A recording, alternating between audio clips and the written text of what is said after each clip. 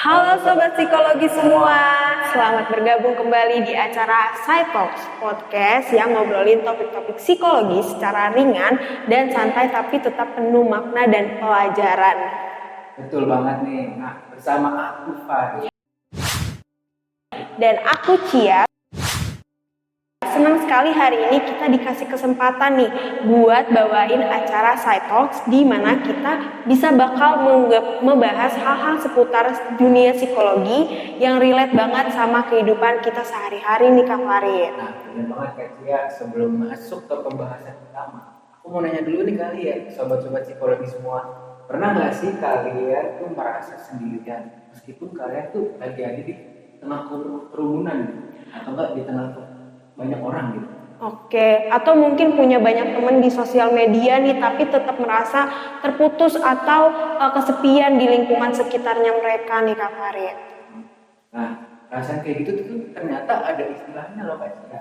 Nah, istilahnya itu apa sih? Yaitu isolasi sosial. Wah, isolasi sosial ini pastinya fenomena yang bukan hal sepele ya Kak Farid, karena bisa berdampak besar pada kesehatan mental maupun fisik. Jadi penting banget nih untuk kita bahas lebih dalam di episode kita kali ini ya Kak Farid.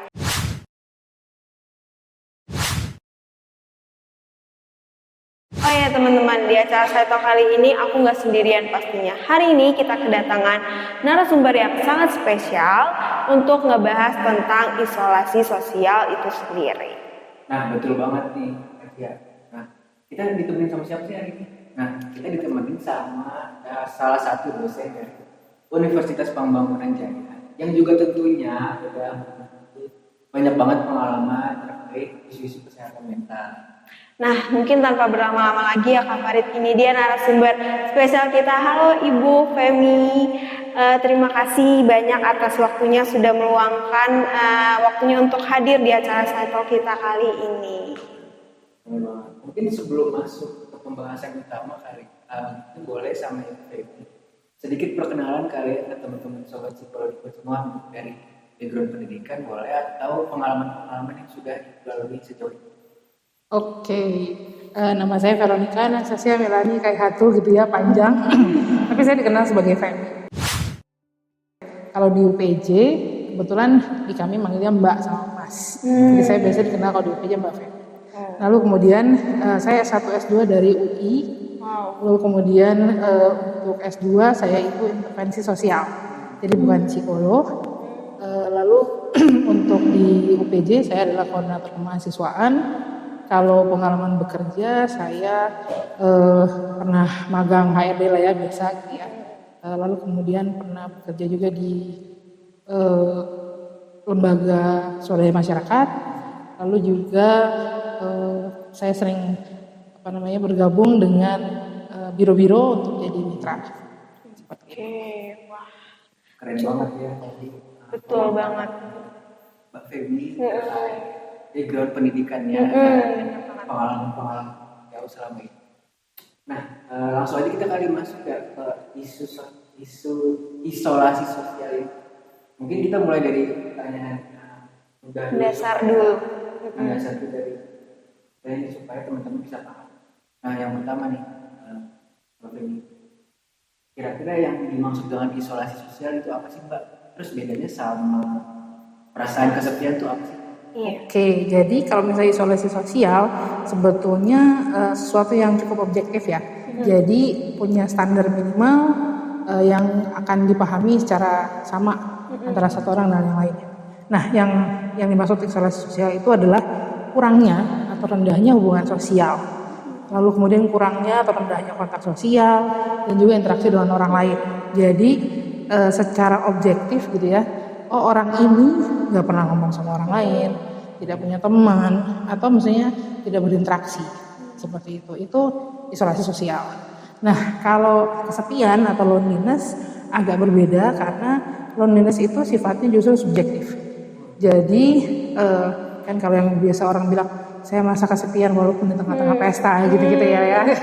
Nah, itu yang kemudian makanya dibilang loneliness itu subjektif. Bentuknya apa? Perasaan tertekan karena persepsi pribadi yang dimiliki individu tentang sebuah hubungan itu tidak tercukupi.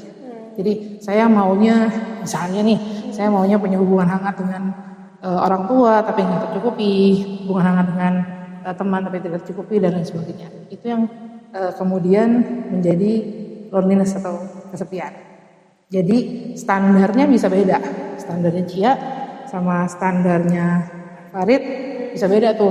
Yang satu sudah merasa kesepian, yang satu bilang biasa aja. Oke, berarti ada perbedaan gitu ya dari isolasi sosial dan kesepian ini. Kayak isolasi sosial tuh lebih objektif, sedangkan kesepian ini lebih subjektif seperti itu. Oke, mungkin kalau dari teori psikologinya sendiri itu ya Mbak, ada nggak sih tokoh atau teori yang menjelaskan tentang isolasi sosial itu sendiri? Oke, nah kalau misalnya untuk di penelitian biasanya memang isolasi sosial itu agak-agak digandengkan dengan kesepian. Tapi kalau untuk alat ukurnya sendiri sebetulnya beda. Loneliness atau kesepian biasanya pakai UCLA Loneliness Scale. Nah itu ada 20 soal, ada yang kemudian diperas lah ya jadi 10 gitu ya. Tapi munculnya Russell, Cutrone sama Peplau. Mungkin itu kadang-kadang sering dengar gitu ya, Russell, Cutrone, Peplau itu biasanya standar.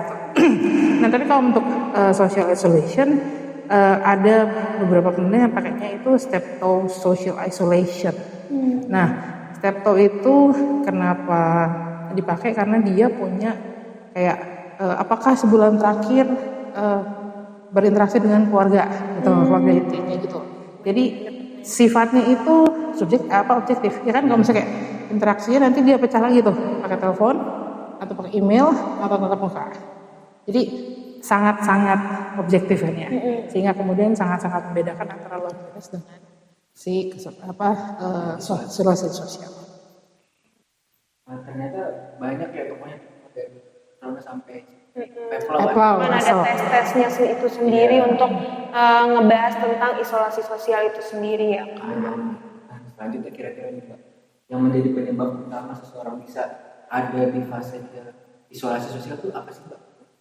Bisa banyak banget. Kasarnya gini, kehidupan berjalan seperti biasa pun bisa jadi isolasi sosial. Misalnya tiba-tiba kamu orang tua pindah ke daerah terpencil gitu. Harus ikut sekeluarga, maka dari punya teman jadi nggak punya teman seperti itu. Atau misalnya menikah, punya bayi, lalu kemudian suami pergi bekerja 3 bulan di kota lain, maka cuma sendirian sama bayi aja misalnya. Itu bisa langsung isolasi sosial karena tidak ada kontak dengan orang lain gitu kan ya. Dan memang kalau dibandingkan sama manusia lain misalnya, ya kontaknya memang berkurang gitu kan ya. Jadi perubahan dalam kehidupan itu bisa berpengaruh, bisa diri sendiri, bisa orang lain, bisa lingkungan. Seperti itu. Terus kalau misalnya dibandingkan, semua orang juga begitu ditanya, kalau kamu pindah ke sini, terus kamu akan seperti apa ya? Pasti sama tuh gitu. Nasibnya kasarnya gitu ya, nasibnya akan sama. Jadi isolasi sosial sih penyebabnya bisa macam-macam, bisa dari diri sendiri, dari orang lain, bisa dari situasi. Oke, berarti cukup besar ya pengaruhnya karena perpindahan itu sendiri. Nah, kalau dari tadi Mbak Femi nanya kayak ada perubahan-perubahan karena perpindahan, berarti seberapa besar sih pengaruh faktor lingkungan, mulai dari mungkin ada stigma atau adanya bullying atau ada diskriminasi terhadap penyebab seseorang mengalami isolasi sosial atau menutup diri itu sendiri? Oke, nah kalau mungkin akan harus dibedakan antara si bullying, diskriminasi gitu ya. Karena korban-korban bullying dan diskriminasi itu biasanya kan khusus tuh. Kasarnya gini, misalnya nih korban bullying atau diskriminasi, mereka sudah lapor ke pihak yang berwenang gitu, direspon. Terus kemudian dia lapor ke keluarganya, direspon. Tapi respon mereka itu tidak sesuai dengan yang diharapkan. Maka isolasi sosial terjadi enggak? Mungkin enggak. Karena ada kan ya interaksi, ditanya segala macam. Tapi loneliness apa terjadi? Enggak, sangat mungkin. Karena tetap aja dia pengennya A, pengennya B, pengennya C, sesuatu yang kemudian tidak dipenuhi. Kadang-kadang itu yang kemudian membuat kita kurang cocok merespon gitu, karena kita tidak paham yang dialami itu isolasi sosial atau loneliness gitu. Karena kalau dia loneliness maka mestinya ditanya dia pengennya gimana. Tapi kalau yang dialami adalah isolasi sosial, maka kita bisa memberikan kontak, kemudian komunikasi, membangun hubungan yang lebih dekat, lebih sering, asal gitu, lebih sering aja udah membaik untuk dari isolasi sosial. Tapi kalau misalnya untuk pengaruhnya besar sekali, itu kan ya, karena jadi kalau kontak kan pasti dengan orang lain ya. Jadi kalau kemudian faktor lingkungan itu dilihat penting atau tidak, penting banget. Karena tidak akan terjadi kontak kalau tidak ada orang lain. Jadi lingkungan sosialnya akan sangat-sangat berperan penting. Oke. Jadi ternyata gitu ya teman-teman, stigma bullying dari diskriminasi itu bisa dikelompokkan untuk yang loneliness. Iya, kalau untuk loneliness maka sifatnya berbeda gitu ya, kebutuhannya berbeda. Mungkin kalau selanjutnya, kalau kayak faktor budaya, misal ada mahasiswa rantau, dia berasal dari pulau ini, pindah kuliah ke pulau A, pulau B, itu mungkin nggak sih kayak dia mengalami kejadian dari isolasi sosial ini? Oh sangat mungkin. Jadi kalau misalnya saya nggak bisa bilang urutan ya, karena itu nggak harus mengurut seperti itu. Tapi kasarnya gini, dari mulai isolasi sosial, jadi ketika dia merasa bahwa saya kayaknya kurang banyak berinteraksi sama orang. Lalu kemudian kalau itu tidak dibiarkan, kalau itu tidak ditangani, maka kemudian lanjut ke loneliness nih. Saya kemudian tidak punya hubungan yang cukup untuk kehidupan saya. Jadi dari mulai isolasi sosial dulu, lalu dia geser jadi loneliness. Jadi dari objektif memang kurang, lalu kemudian bahkan dia merasa, bahkan dia secara pribadi pun merasa bahwa wah ini parah banget nih gitu ya. Ini hidup ini sangat-sangat sepi. Nah geser selanjutnya baru kemudian yang ada depresi, anxiety macam-macam. Itu. Berarti pengaruhnya cukup besar. Iya, besar sekali. Ada perbedaan seperti itu. Nah, beralih dari budaya ke media sosial nih. Banyak nih orang-orang saat ini aktif di media sosial dan terlihat sering banget berinteraksi secara online nih. Tapi apa benar adanya penggunaan media sosial ini tuh yang berlebihan justru dapat memperburuk kondisi isolasi sosial itu sendiri? Oke, jadi media sosial pada awalnya kan dibuat untuk mendekatkan yang jauh kan ya, aslinya gitu kan. Jadi bisa komunikasi, bisa lihat video walaupun nggak ada di tempat. Kalau dulu kan zaman saya lah misalnya gitu ya, cuma ada telepon, video call nggak ada gitu ya. Jadi cuma dengar suara aja, mukanya nggak ada. Tapi kalau sekarang bisa video call, bisa ngasih lihat ini loh saya pindah ke sini tempatnya kayak gini, lagi begini dan sebagainya. Nah, tapi kalau misalnya media sosial digunakan untuk itu, untuk mendekatkan yang jauh tadi, maka sebetulnya isolasi sosial bisa turun dong, ya kan? Karena kan interaksi dengan keluarga bisa terjaga, interaksi dengan teman, dengan ya orang yang sayang, significant others bisa dipertahankan walaupun mungkin tidak secara fisik langsung, itu kan ya. Tapi komunikasi, ngobrol, mengeluh, saling menguatkan bisa dilakukan dengan media sosial. Tapi balik lagi, karena kontak sosial secara objektif bisa dilakukan lewat media sosial. Tapi begitu dia geser jadi loneliness, ya kan loneliness adalah perasaan tidak puas gitu kan ya dengan hubungan yang ada sekarang. Kalau dia merasa bahwa masa pacaran di layar doang, nggak pernah ya gitu ya, cuman lihat mukanya aja, nggak benar-benar pengen pegangan atau benar-benar apapun itu deh, ya kan, mau itu pacar kayak atau keluarga misalnya, sama ayah cuman gitu aja, sama ibu misalnya cuman di layar begitu pegang kan datar ya, dingin kayak serius. Nah kalau misalnya itu yang terjadi, maka si media sosial tidak bisa membantu, gitu kan, karena ya itu tadi dia hanya memberikan kesempatan untuk komunikasi, chat segala macam, tapi kalau misalnya kedekatan fisik, kehangatan yang sungguh-sungguh yang diinginkan itu tidak akan bisa terjadi.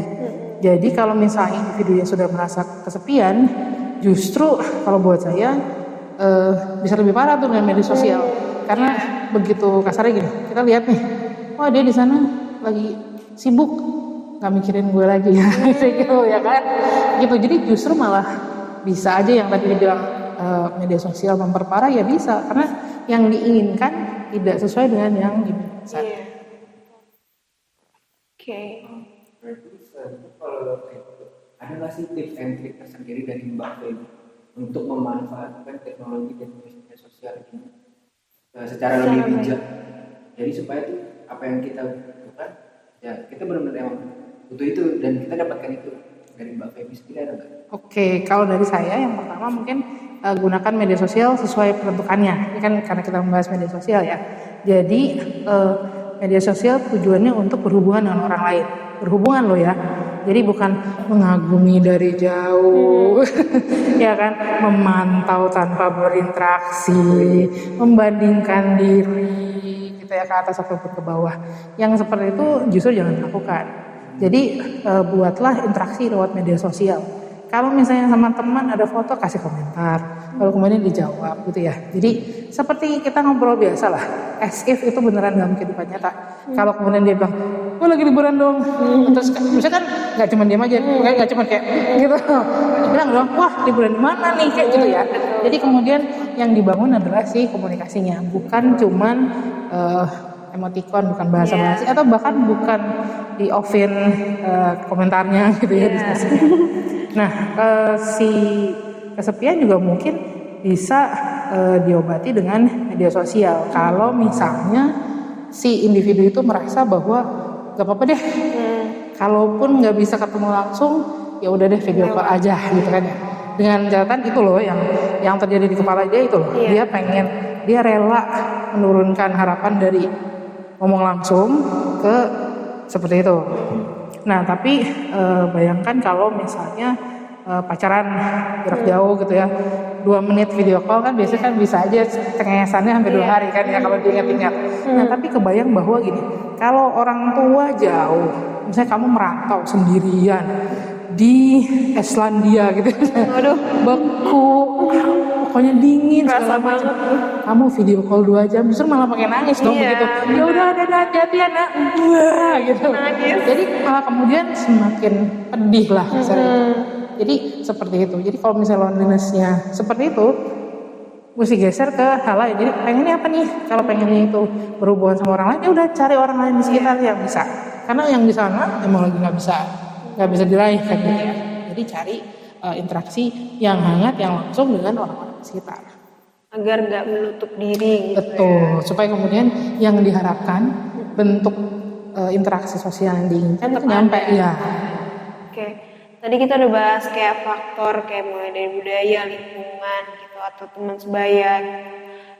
Dan karena dari adanya faktor-faktor itu sendiri, kalau misalkan itu tidak sampai kepada si individu yang menjalankan, kemudian mereka mengalami nih si isolasi sosial itu sendiri, ada nggak sih gejala atau tanda-tanda yang bisa nunjukin seseorang itu tuh udah mulai mengalami dari isolasi sosial itu sendiri? Oke, yang paling gampang kita pakai standar step 2, 1 bulan. 1 bulan terakhir tidak berinteraksi 1 bulan terakhir dengan orang tua, keluarga inti, teman, lalu kemudian tidak mengikuti kegiatan di kegiatan kemasyarakatan di kantor, sekolah atau di rumah, itu masuk. Itu udah interaksi isolasi sosial sebulan ya. Jadi maksudnya kalau sebulan tidak berinteraksi dengan semuanya. Tolong diingat bahwa ini nggak termasuk bayi yang diasuh gitu ya. Kayak tadi saya bilang, kan kamu punya bayi, punya anak kecil, masa kesepian? Bukannya malah selalu sibuk. Kesepiannya karena mungkin dia nggak bisa ngobrol. Bayi mau diajak ngobrol apa gitu kan ya. Toddler juga nggak bisa diapa-apain kan, cuma bisa diurus aja. Gitu.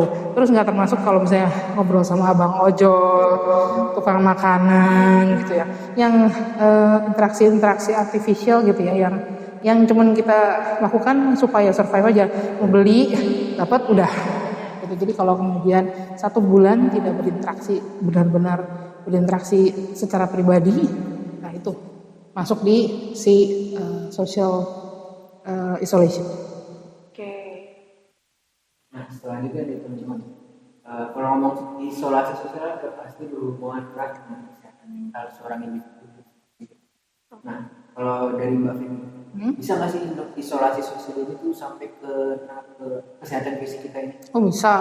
Yang tadi saya bilang, diawali dengan isolasi sosial, bisa berkembang ke loneliness, lalu dari loneliness bisa ke depression, bisa ke anxiety, lalu nanti ke stroke, gangguan jantung, gangguan kognisi dan lain sebagainya. Jadi dia tuh panjang. Karena di tengah-tengahnya bahkan ada stres. Nah begitu stres kan bisa banyak ya. Iya. Begitu stres dia memicu banyak sekali ya gangguan kesehatan. Oke. Banyak ya itu dampak-dampaknya. Nah, kalau misalkan ngebahas dari dampaknya sendiri tuh ada nggak sih dampak psikologis yang bisa muncul kalau misalkan individu ini mengalami isolasi sosial terus dalam jangka yang cukup panjang? Kalau dibiarkan dalam jangka panjang, yang parah mungkin ketidakpuasan terhadap kehidupan ya. Jadi begitu dia nggak puas dengan hidupnya, nah itu kan langsung masalah ya. Jadi begitu tidak puas dengan hidupnya, maka kemudian bisa aja dia kehilangan identitas diri. Saya bukan apa-apa gitu kan, saya bukan siapa-siapa karena nggak jelas nih apaan. Terus kemudian dia bisa lari ke penggunaan obat terlarang, bahkan bisa ke paranoia, halusinasi dan lain sebagainya. Oke, berarti besar banget ya dampaknya kalau misalkan dia udah benar-benar kayak nutup dirinya banget nih Iya. dari lingkungannya dia itu sendiri. Oke. Dan ternyata sampai sejauh itu dampak. Nah, Nah, lanjutan nih, sering kali orang yang mengalami isolasi sosial nih nggak langsung menyadari, mungkin dia denial. Ya emang bisa mau kita ini. Kayak saya emang I will take my time. Dia bilang tuh. Nah, gimana sih menurut Mbak Femi sendiri cara meningkatkan kesadaran diri atau self awareness buat kita sendiri supaya kita ini lebih sadar dan mengerti tentang kondisi ini tuh sejak awal gitu, supaya enggak merembet ke loneliness dan lebih jauh daripada itu.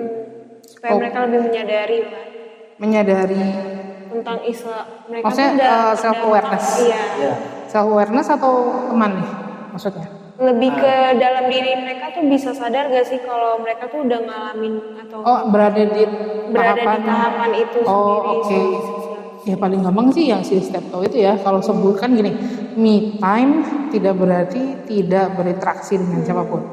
Ya kan? Me time berarti memilih, gitu kan? Saya cuma mau me time misalnya saya mau pijet-pijet salon gitu ya. Apalagi main game, mau berapa lama sih? Itu kan yang mau seberapa lama itu mau dilakukan. Nah, begitu sudah selesai, abis itu mesti balik dong, gitu kan ya. Nah, tapi pakai saja yang si Steptoe tadi aja, sebulan. Begitu sebulan nggak berinteraksi sama sekali, itu udah bukan lagi Mungkin me time ya, sebulan ya. me time kayaknya. Karena sangat mungkin misalnya gini, me time, saya mau happy, ya udah. Kan berarti mungkin berbicara sama orang yang bikin happy, ya kan? Ya siapa deh, ada nggak gitu? Kalau ngobrol sama si A bikin happy, ngobrol sama si B enggak, ya udah ngobrol sama si A punya teman, oke. Masuk gitu kan ke cerita. Tapi kalau enggak saya mau me time sendirian di puncak gunung Everest. Ya boleh, tapi kan pasti adalah orang lain yang teman jalannya pasti akan dicoba.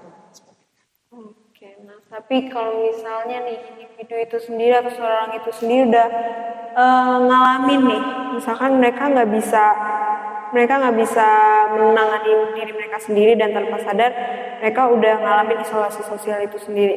Gimana sih cara cara dia menangani atau mungkin orang-orang terdekat itu sendiri membantu mereka?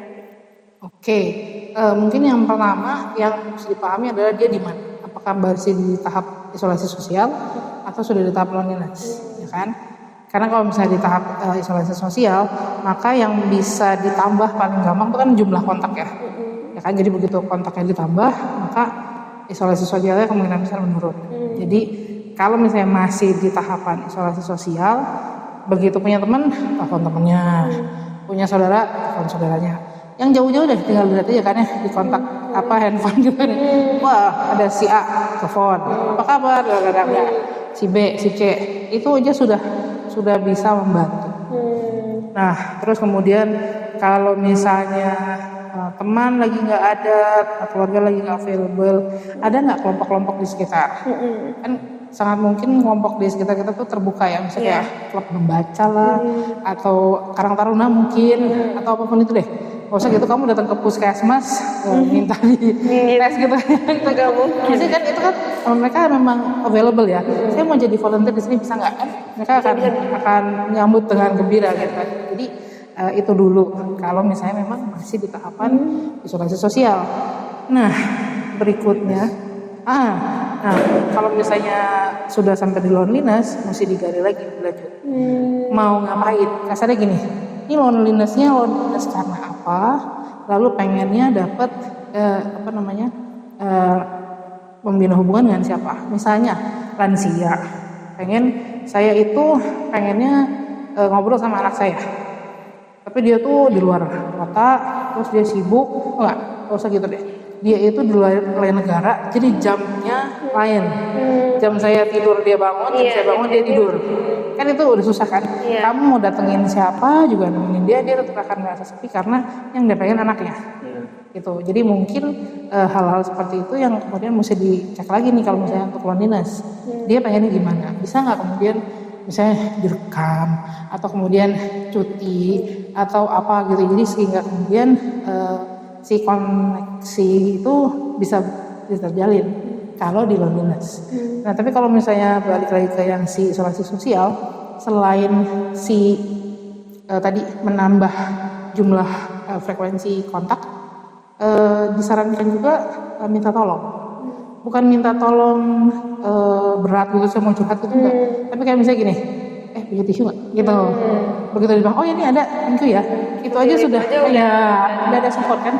Kamu merasa bahwa oke, dia kalau minta tisu mau loh. Terus kemudian boleh tolong jagain tas sebentar nggak? Saya mau ke toilet. Oke, gitu.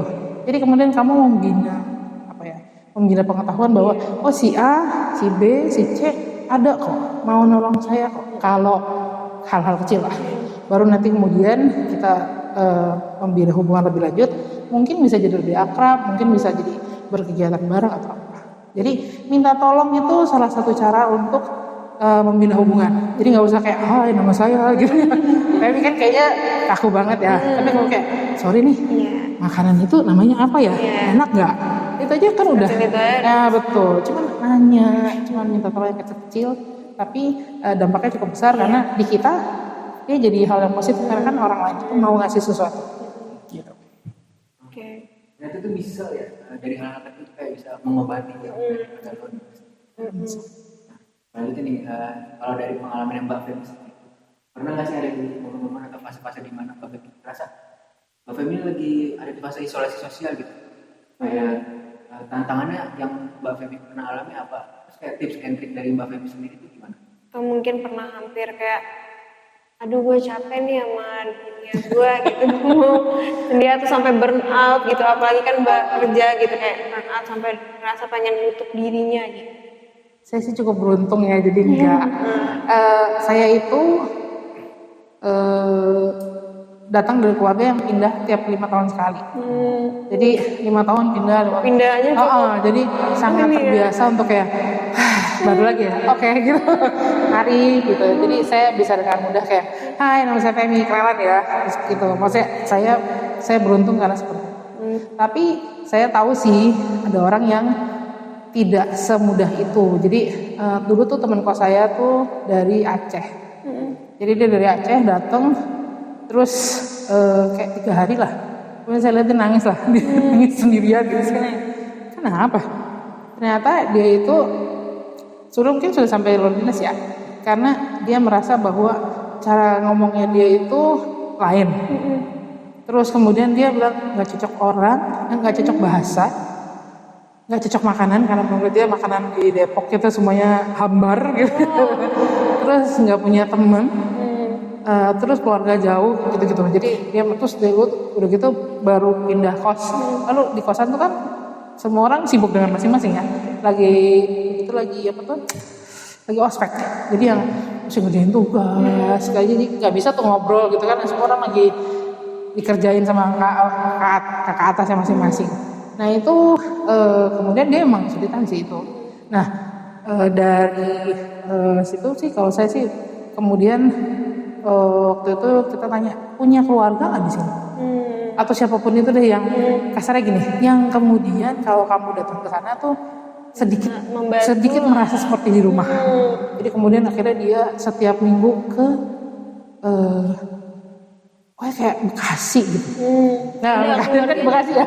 Nah, kebayangkan dari Depok, Bekasi ya lumayan lah. Dan nggak punya mobil gitu kan, mesti naik kereta, angkot segala macam. Jadi dia setiap weekend ke sana. Tapi dia bilang itu membantu karena palingnya begitu di rumah langsung bahasa Aceh gitu kan ya. Jadi langsung kayak Merasa punya temen lah. betul kan dia bilang tuh mikirnya capek loh. Dia bilang tuh kita ngomong orang lain nggak paham. Tapi kalau dia ngomong seperti bahasa Indonesia seperti biasa, dia lelah kan karena kayak ya as if translate lah ya gitu ya, atau misalnya mesti menjaga bahasanya apa, mikirnya lama. Tapi ya kemudian setelah kira-kira 6 bulan lah, ya kemudian bisa lah.